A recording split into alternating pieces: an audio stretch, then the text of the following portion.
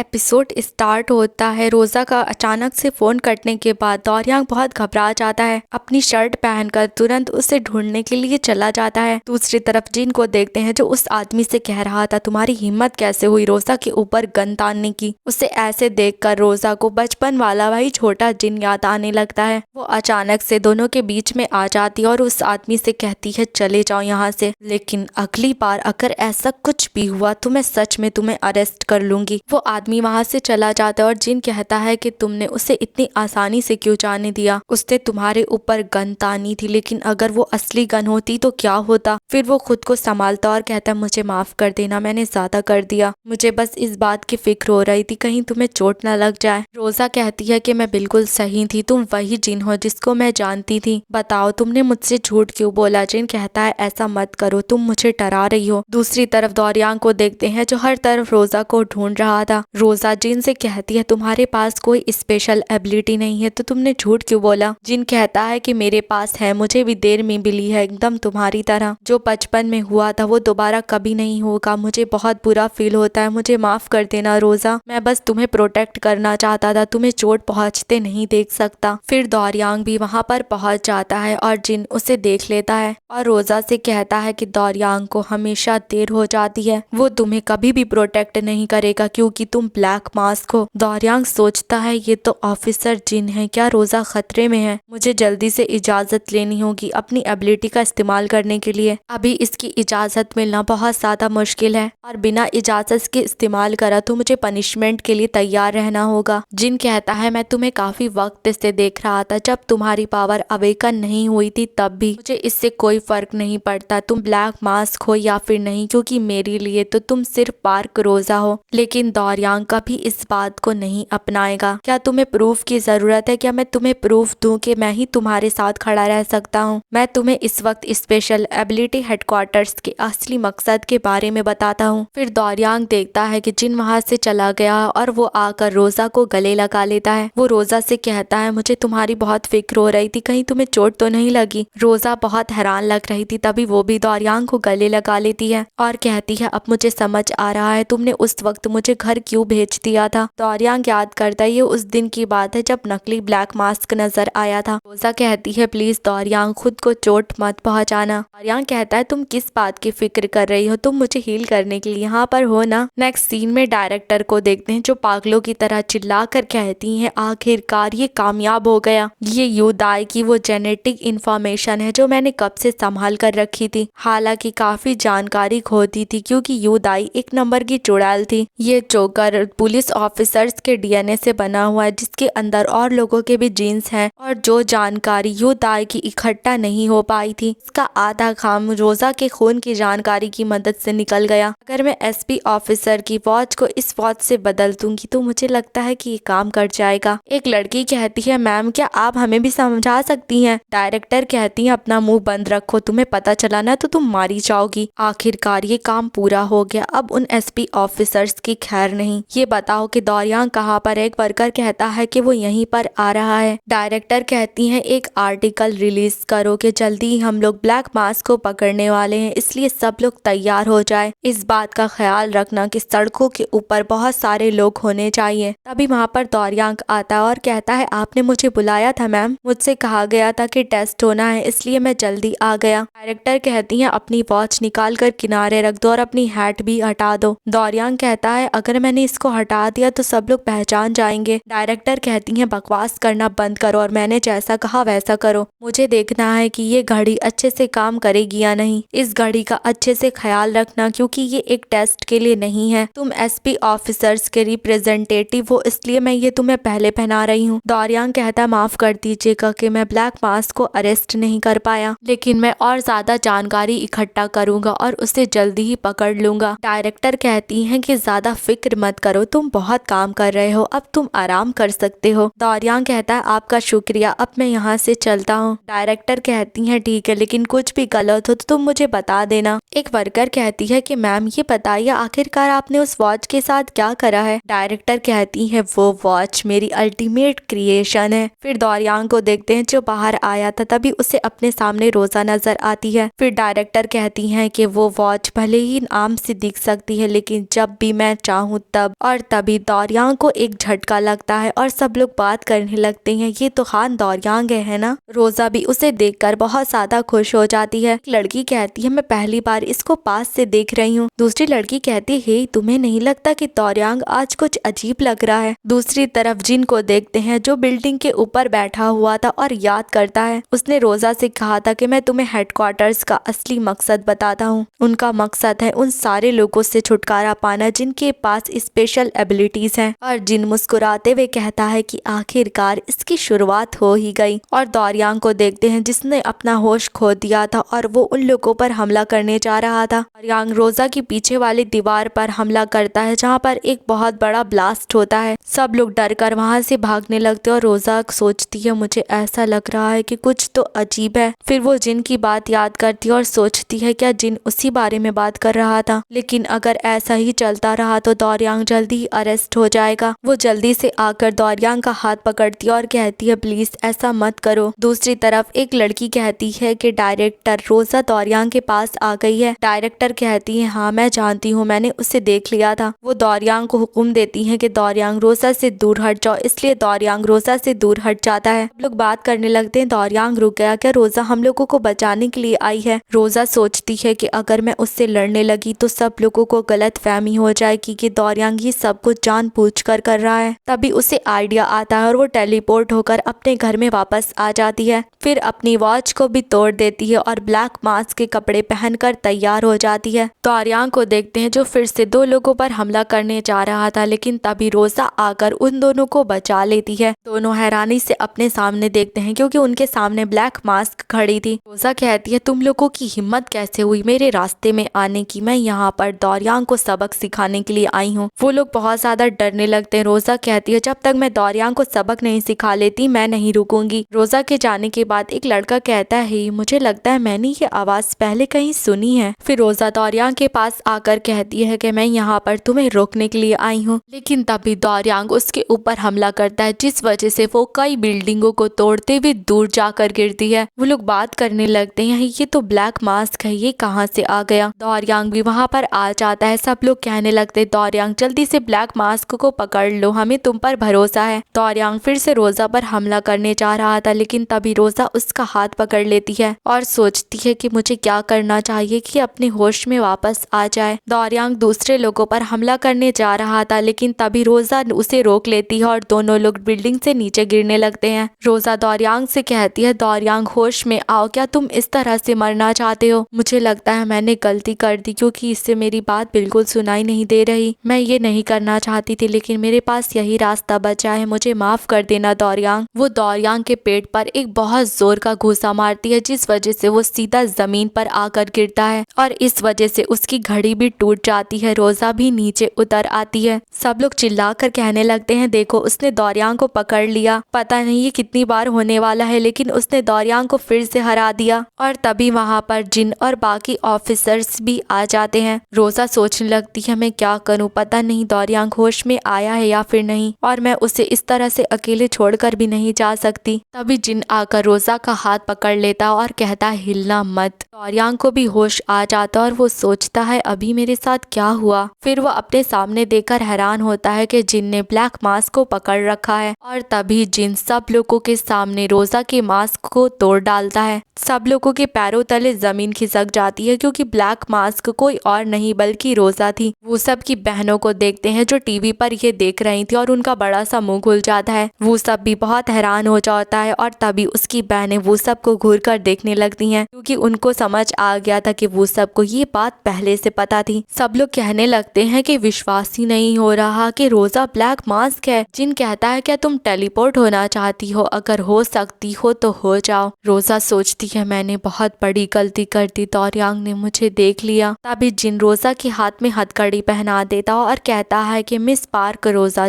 तुम्हें चुप रहने का हक है क्योंकि तुम जो भी कहोगी कोर्ट में तुम्हारे खिलाफ उसका इस्तेमाल करा जाएगा। रोजा सोचती है क्या मैं यहाँ से भाग जाऊँ, लेकिन मेरा चेहरा पहले ही एक्सपोज हो चुका है। सब लोगों को पहले ही पता चल चुका है कि मैं ब्लैक मास्क हूँ और इसकी शुरुआत दौरियांग से हुई। उसे चारा बनाया गया और मुझे फंसा लिया गया, लेकिन तभी दौरियांग आकर रोजा का हाथ पकड़ लेता है और उससे कुछ कहता है। उसके बाद दोनों लोग वहाँ से टेलीपोर्ट हो जाते हैं। भी उसे रोक नहीं पाता और सब लोग बात करने लगते हैं। वो लोग तो अचानक से गायब हो गए। क्या डोरयांग ब्लैक मास को रोकने की कोशिश कर रहा था? और जिन को देखते हैं जिसे इस वक्त बहुत गुस्सा आ रहा था। रोजा और डोरयांग एक खाली बिल्डिंग पर आ गए थे। डोरयांग रोजा से कहता है कि तुमने ऐसा क्यों करा? रोजा कहती है डोरयांग दरअसल मेरे कोई भी बुरे इरादे नहीं थे। डोरयांग कहता है तुमने इस कॉस्ट्यूम को क्यों पहना? बल्कि मैं रास्ते ढूंढ रहा था ताकि तुम्हारी रेपुटेशन खराब ना हो। रोजा कहती है क्या तुम ये बात पहले से जानते थे कि मैं ब्लैक मास्क हूँ? लेकिन तुम्हें कैसे पता चला? तुमने मेरी आइडेंटिटी क्यों छुपाई? तुमने मुझे अरेस्ट क्यों नहीं करा? डोरयांग कहता है ऐसा इसलिए क्योंकि मैं तुम्हें पसंद करता हूँ। मैं जानता हूँ कि मुझे इमोशंस के काबू में नहीं आना चाहिए था। मैं ये बात अच्छे से जानता हूँ लेकिन मैं तुम्हें अरेस्ट नहीं कर पाया। मुझे माफ कर देना कि मेरी वजह से तुम्हें जबरदस्ती एसपी ऑफिसर बनना पड़ा। मैं तुम्हें छुपाना चाहता था। मैं इस बात को छुपाना चाहता था कि तुम ब्लैक मास्क हो। मैं जानता था कि तुम्हारे कोई गलत इरादे नहीं है लेकिन उस वजह से बहुत ज्यादा गलतियां हुई थी। फर्क नहीं पड़ता क्राइम कितना भी छोटा है, हेडक्वार्टर्स उस बात को जाने नहीं देता। इसलिए मैंने सोचा कि मैं ऐसा दिखाऊंगा कि मैं तुम्हारी पहचान के बारे में जानता ही नहीं हूँ, कि अगर मैंने ऐसा नहीं करा तो जिस इंसान को मैं प्यार करता हूँ वो एक क्रिमिनल है। फिर क्राइम सीन को देखते हैं। एक ऑफिसर आकर जिन से कहता है क्या आप ठीक हैं? जिन कहता है कि मैं बिल्कुल ठीक हूँ, जाकर पार्क रोजा को ढूंढो। डोरयांग कहता है अब तुम एक वांटेड पर्सन बन गई हो। सारे एसपी ऑफिसर्स तुम्हारी तलाश कर रहे हैं। ये सब कुछ मेरी गलती है। रोजा कहती है डोरयांग ये तुम्हारी गलती नहीं है, ये मेरा फैसला था। डोरयांग कहता है तुम्हें वहाँ पर नहीं आना चाहिए था, इसके बजाय मुझे अरेस्ट कर लेना चाहिए था। रोजा कहती है कि मैं कैसे कर सकती थी, मुझे ये बात समझ आ रही थी, तुम उस वक्त होश में नहीं थे। डोरयांग कहता है रोजा तुम सच में एक बहुत अच्छी इंसान हो, इसलिए मैं तुम्हें बहुत पसंद करता हूँ। और देखते हर तरफ न्यूज में बताया जा रहा था कि रोजा एक वांटेड क्रिमिनल है। डोरयांग रोजा से कहता है कि भाग जाओ रोजा, यहाँ से कहीं दूर भाग जाओ। देखते हैं जिन, सेई और बाकी ऑफिसर्स भी उसकी तलाश में निकल गए थे। जुंगी कहता है कि तुम्हें यकीन है कि वो यहाँ पर नहीं है? मुझे बहुत अफसोस हो रहा है कि मुझे अपने पहले स्टूडेंट को अपने हाथों से अरेस्ट करना पड़ेगा। कहती है कि हालांकि वो क्रिमिनल है लेकिन वो एक अच्छी इंसान है। मैं जानती थी कि वो ब्लैक मास्क है। लेकिन बात सुनकर जुंगी और सियोन दोनों लोग शॉक हो जाते हैं। सियोन कहती है वैसे तुम सही कह रही हो, उसकी ताकत, मूवमेंट स्पीड नहीं थी। दोनों लोग रोजा की तारीफ करने लगते हैं। जुंगी कहता है ही मुझे लगता है मैं इकलौता हूँ जिसको ये बात नहीं पता थी। सियोन कहती है ट्रेनिंग के दौरान तुमने कोई अजीब चीज नोटिस नहीं करी थी? अगर ऐसी बात है तो तुम खुद को पुलिस ऑफिसर कैसे कह सकते हो? जुंगी कहता है कि मुझे इस तरह से बुली करना बंद करो। फिर वो लोग उस जगह पर पहुंच जाते हैं जहाँ पर डोरयांग था, लेकिन वो लोग देखते हैं वहाँ पर कोई और नहीं था। जुंगी कहता है कि रोजा ही ब्लैक मास्क है, ये मत कहना कि तुमने उसे जाने दिया। डोरयांग कहता है नहीं, मैंने उसे खो दिया, मुझे माफ कर देना। जुंगी कहता है कि मैं उसे पकड़ लूंगा। इससे पहले से ही उसका मुंह बंद कर देती है और उसे घसीट कर वहाँ से ले जाती है। उसके कान में कहती है ओए गधे, जरा ध्यान से सोचो, डोरयांग उसको पसंद करता था, उसकी गर्लफ्रेंड एक क्रिमिनल निकली। जरा इस बात को ध्यान से सोचो, अगर मैं क्रिमिनल होती तो क्या तुम उसी वक्त मुझे अरेस्ट कर लेते? लेकिन जुंगी उसकी बात का कोई जवाब नहीं देता, इसलिए सही उसको धोने लगती है। सियोन कहती है डोरयांग तुम कहाँ जा रहे हो? डोरयांग कहता है कि मेरी वॉच टूट गई है, मैं नई लेने जा रहा हूँ। दूसरी तरफ डायरेक्टर चिल्लाकर कहती है क्या तुमने रोजा को खो दिया? इस वजह से सबके वहाँ कान के पर्दे फट जाते हैं। डायरेक्टर कहती है मुझे अपनी रिसर्च के लिए रोजा की बहुत जरूरत थी। वो लड़की कहती है कि लेकिन हमारे पास अभी भी उसका खून बचा है। डायरेक्टर चिल्लाकर कहती है तुम्हें पता ही क्या है, एक खून से थोड़ी ना कुछ हो जाता है। बताने लगती किस तरह से वो रोजा की चीड़फाड़ कर कर उस पर टेस्ट करती।